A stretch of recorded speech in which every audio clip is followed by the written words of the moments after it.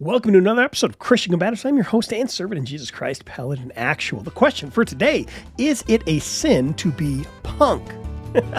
Let's get into it.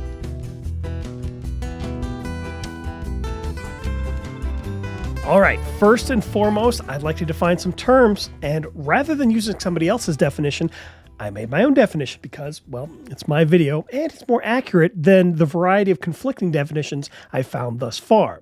When I say punk, this is what I mean. A punk is a subjective title that people decide to use for themselves, usually but not exclusively, to represent one or more of a variety of common interests surrounding the history, style, music, philosophy, bands, or traits generally associated with punk rock. So, what is punk rock? What is punk? Now, this is a specific term that refers to a broad spectrum of interest. It's a subjective term. It's something that people have claimed for themselves. Back in the day, in about 1970s or so, a new genre and culture began to spring up in various countries. It would be some in the US, some in the UK. There would be different bands, different subgenres of punk, different ideologies, and different fashions. You could like all or none of these things and still describe yourself as punk or as a punk. You see, it was a subjective term that people used to describe or identify themselves. There is no objective test to see if someone is punk. You're not going to go to the doctor and get your blood drawn out and be like, "What is it, doctor? Is it O positive?" And the doctor's going to say, "No, it's punk rock. I diagnose you with punk. And it's terminal." Now, this can be a very frustrating definition to work with because it can mean so many things. It can mean something as simple as this person likes the band logos on the shirts that they bought from Hot Topic. They're running around in a Ramones t-shirt and they've never heard one of their songs, but they still call themselves punk. It's a visual aesthetic for them. They may just use the term punk to reflect that they like the logos of the bands. Another person, for example, they might just really enjoy, putting their hair up in a mohawk and Liberty spikes. Maybe they like wearing spiked wristbands and spiked dog collars and torn sleeve jackets and ripped pants and what are those safety pins and leather vests, chain necklaces, and tons of little circular pins and patches of ideologies and phrases and logos and just color or lack of color. It could be something like that. This person who calls themselves punk rock, maybe they just like bands like the Dead Kennedys, the Ramones, Clash, Black Flag. Or maybe they're so punk rock that they don't even consider any of these bands punk rock and they prefer other bands entirely. Or it could be something way, way down at the other end of the spectrum where this person dresses up with spikes and platform Doc Martens and make themselves a 7-foot tall punkster, punkling, or whatever, and goes to bands, goes to concerts, and has all the other people refer to them as Punkonius Punkenstein or something like that. It could be any number of these things or a combination therein. And a person either subjectively chooses to call themselves by this identity or they don't. So this is why it's so hard to answer the question, is it a sin to be punk?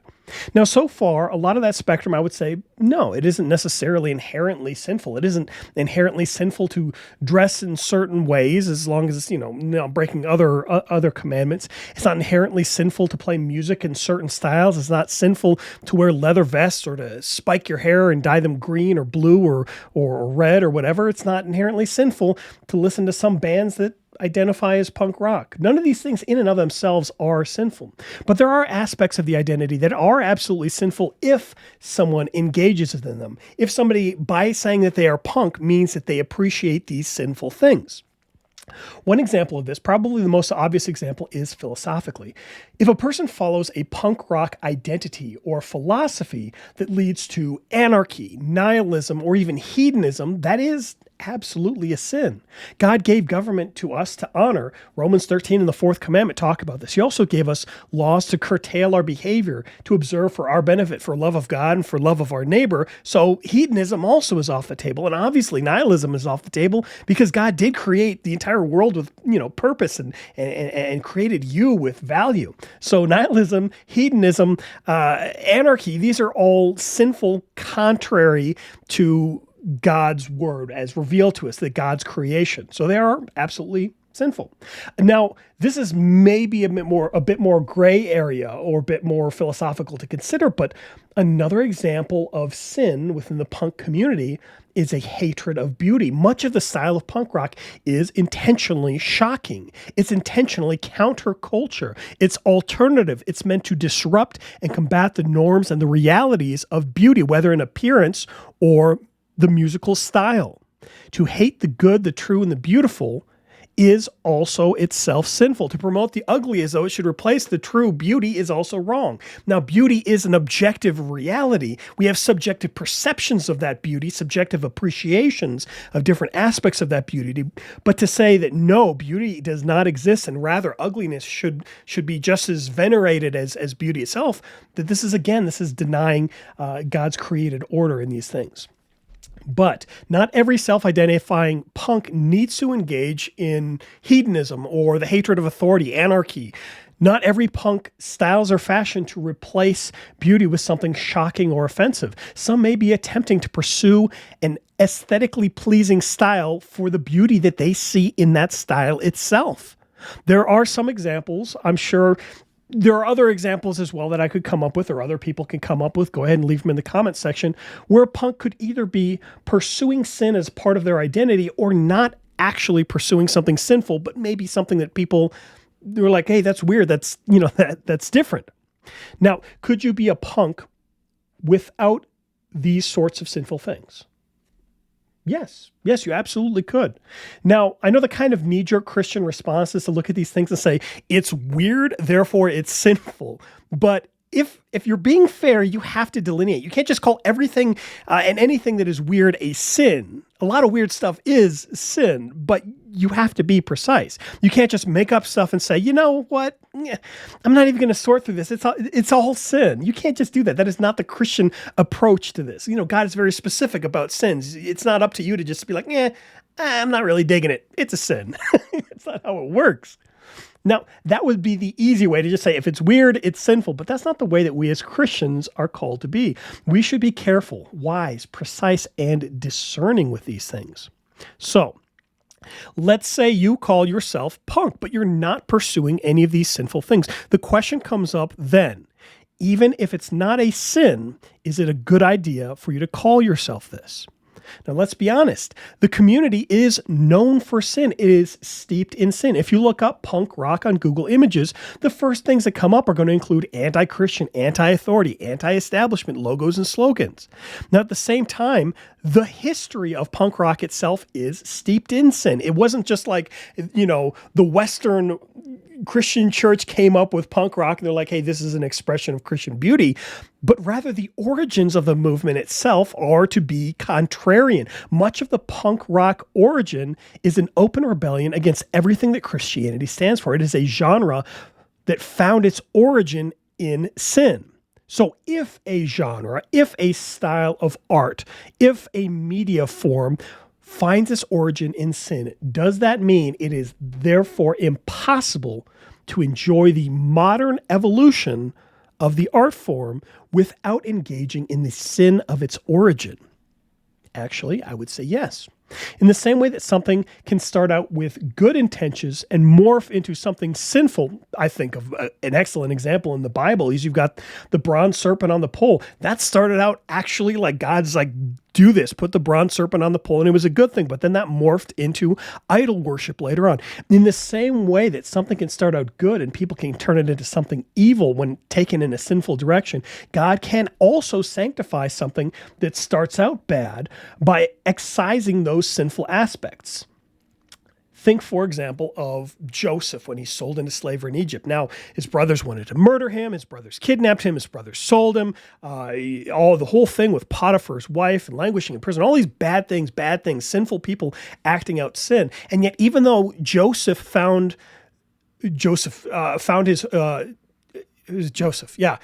Joseph found his origin, the origin of him, the reason he was in Egypt in the first place. Even though it originated in sin, God still sanctified something that was bad, the attempted murder and the enslavement of their brother, and turned it into something beneficial for others.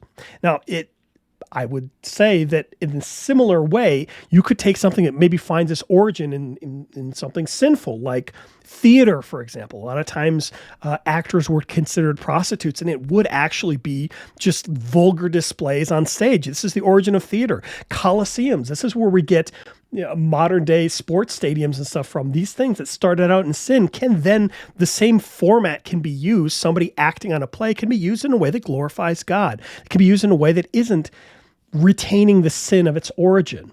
So, punk is not what it started out as. If you can still be punk without continuing the sin present at its inception, then thanks be to God. He has once again taken something intended for evil and used it for good.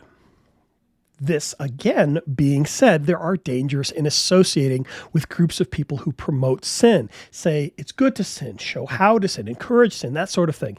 It's dangerous, even if it's not sinful. Is it a good idea for you to hang around as a Christian, for you to hang around in punk communities? Do you, as a Christian, really want to associate and use the same title as others indulging in these sins?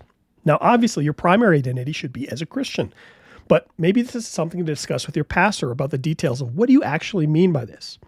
My advice to you is this. If you like the fashion, if you like the music, if you like the vibe, but don't want the sin stuff, then maybe a Christian who likes these things can just be a Christian who likes these things. You don't have to be punk. You can be a Christian who likes Doc Martens and the Ramones. You don't have to make it an identity. There is no rule that you have to take on this title. You can enjoy these things without taking on the title, without taking on the identity. My advice is this: if you haven't already taken the title on, then don't. If this title is so important to you, on the other hand, then why? Why is it so important to you? Maybe you have a legitimate reason. Maybe this helps you find others who have shared musical or artistic interests as you. But it is also possible that you want this title for a less useful reason. Now, for those of you who do choose to retain this title, for those Christians who retain the title of punk, what kind of people do you associate with? Do you go into communities that promote sin or communities that discourage sin? If so, it isn't a good idea, even if that's not directly sin. It isn't a good idea for you to surround yourself with sin, to surround yourself with temptation, have others dangle temptation in your face where there are other people who will encourage you to sin. If you are going to be part of a community, a punk community, be a part of a Christian punk community. I know that there are Christians who call themselves punk rock, and if you're going to enjoy being punk, then be a Christian in that. Now, is this something that is in conflict with your Christian identity? This is something that you need to consider for yourself. You need to discuss with your pastor, maybe talk about and figure out for yourself. Is this something that is in conflict with your Christian identity? Or is this something that your Christian identity can include as well? Can you be a Christian punk? Can you be a Christian weightlifter, a Christian painter?